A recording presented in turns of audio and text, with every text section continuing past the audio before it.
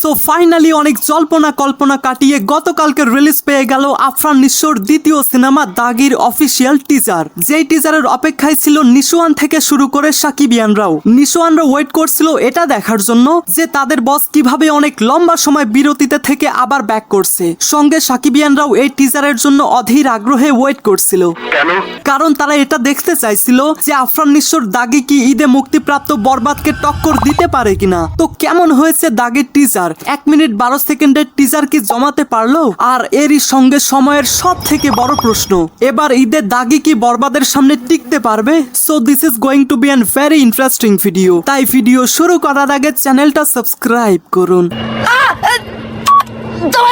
আরে বাহ, আপনাকে থ্যাংক ইউ।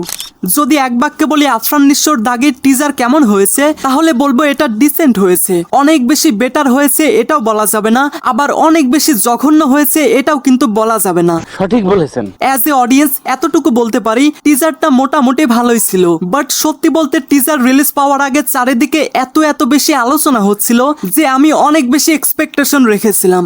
আচ্ছা ঠিক আছে, বেশি এক্সাইটেড হওয়ার দরকার নেই। Teaser look like a dissent, but কোথাও না কোথাও এক্সপেকটেশনের জায়গাটা ধরে রাখতে পারেনি জাস্ট বিকজ অফ বরবাদের শাকিব খানের টিজার।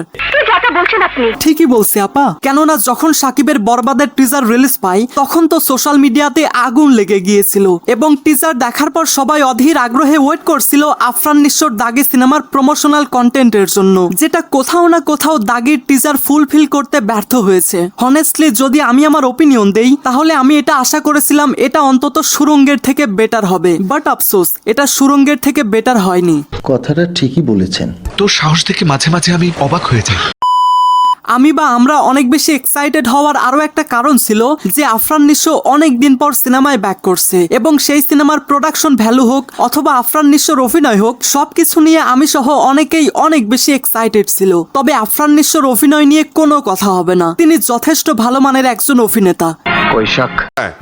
কিন্তু এই টিজার দেখে প্রোডাকশন ভ্যালু আন্দাজ করা যাচ্ছে দাগি পুরোপুরি একটা গল্প নির্ভর সিনেমা হতে চলেছে। তবে এটা মানতেই হবে এই টিজারে যেই রকম ভিজুয়াল দেখানো হয়েছে সেটা সত্যিই অনেক ইমপ্রেসিভ। কিন্তু এখানে ব্যাকগ্রাউন্ড বিজিএমটা মোটামুটি ভালো ছিল, অনেকটা ভালো ছিল এমনটা বলা যাচ্ছে না। আর যদি দাগের স্টোরির কথা বলা হয়, টিজার দেখে গল্প সম্পর্কে যতটুকু আন্দাজ পাওয়া গেছে যে গল্পে আফরান নিশোর প্রেজেন্ট টাইম দেখানো হবে, কিন্তু তার একটা ভয়ঙ্কর পাস্টও থাকবে এবং তিনি অতীতে হয়তো এমন কোন একটা ভুল করবেন অথবা সামহাও ফেসে গিয়ে জেলে চলে যাবেন, আর যেই কারণে সমাজ থেকে তাকে অনেক বেশি ক্রিটিসাইজ করা হবে।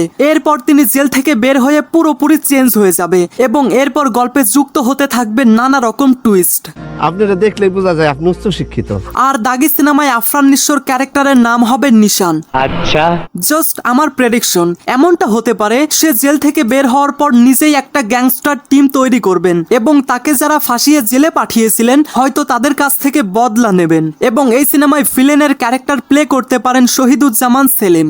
ও আই সি। তবে টিজার দেখে গল্পটা ততটাও আন্দাজ করা যাচ্ছে না, যেহেতু এখানে পরিচালক শিহাব শাহিন, তাই এটা শিওর থাকেন যে গল্পে অনেক স্ট্রং ম্যাটেরিয়াল থাকবে। শিহাব শাহিন অনেক সুন্দরভাবে স্টোরি টেলিং করতে পারেন, পাশাপাশি তিনি গল্পে এমন ভাবে টুইস্ট অ্যাড করতে পারেন যেটা আপনার কল্পনারও বাইরে।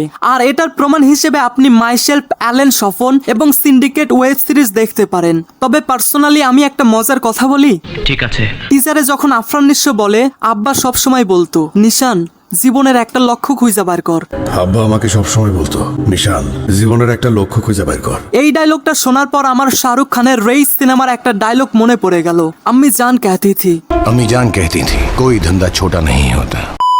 তো যাই হোক, আর অন্যদিকে যদি শাকিব খানের বরবাদের টিজারের কথা বলা হয় তাহলে এটার কেউ কোনো খুঁত ধরতে পারবে না। বরবাদে স্ট্রং স্টোরির সঙ্গে সঙ্গে অন্য লেভেলের ফাইট সিকোয়েন্স অ্যাড করা হয়েছে যেটা দাগিতে টোটালি মিসিং। 1 মিনিট 12 সেকেন্ডের টিজারে সবকিছু স্পষ্টভাবে বোঝা না গেলেও এখানে আফরান নিশো 3টা ডিফারেন্ট লুকের পাশাপাশি কয়েকটা দৃশ্য অডিয়েন্সের কিউরিয়াস করে তুলেছে। সঠিক বলেছেন, আপনার বুদ্ধি ভালো। এন্ড অফকোর্স এই 3টা লুক দেখে একটা সাসপেন্স ভাইব পাওয়া যাচ্ছে। পাশাপাশি টিজারে আফরান নিশোকে বেশি হাইলাইট করা হয়েছে, কিন্তু কয়েকটা ছোট ছোট দৃশ্যে তমা মির্জা, সুনেরা বিনতে কামাল এবং শহীদুজ্জামান সেলিমকেও আমরা দেখতে পাই। তবে কেন জানি না শহীদুজ্জামান সেলিমের এই সিনটা দেখে আমার বরবাদের এই সিনটার কথা মনে পড়ে যাচ্ছিল।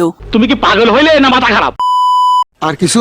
অবশ্যই চাচা, কি যে কন। ঠিক আছে ঠিক আছে। ওভারঅল টিজার মোটামুটি ভালো ছিল এবং আফরান নিঃস্ব অনেক লম্বা সময় পর ভালোভাবেই কামব্যাক করতে চলেছে। তবে যদি বরবাদের সঙ্গে কম্পেয়ার করা হয় তাহলে এটা পিছিয়েই থাকবে, কেননা বরবাদের প্রোডাকশন থেকে শুরু করে সমস্ত ম্যাটেরিয়াল টপ নচ।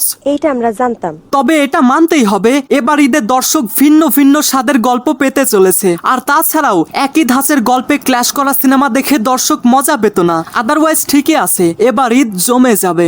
क्या बात है सर, क्या बात है सर। তো আপনার কাছে দাগির টিজার কেমন লেগেছে? আপনার মূল্যবান মতামত অবশ্যই কমেন্টে জানিয়ে যাবেন। অসম্ভব। So I hope you like this video. If you like this video, then subscribe to my channel and press the bell icon. Thanks for watching, family members. इतनी खुशी मुझे आज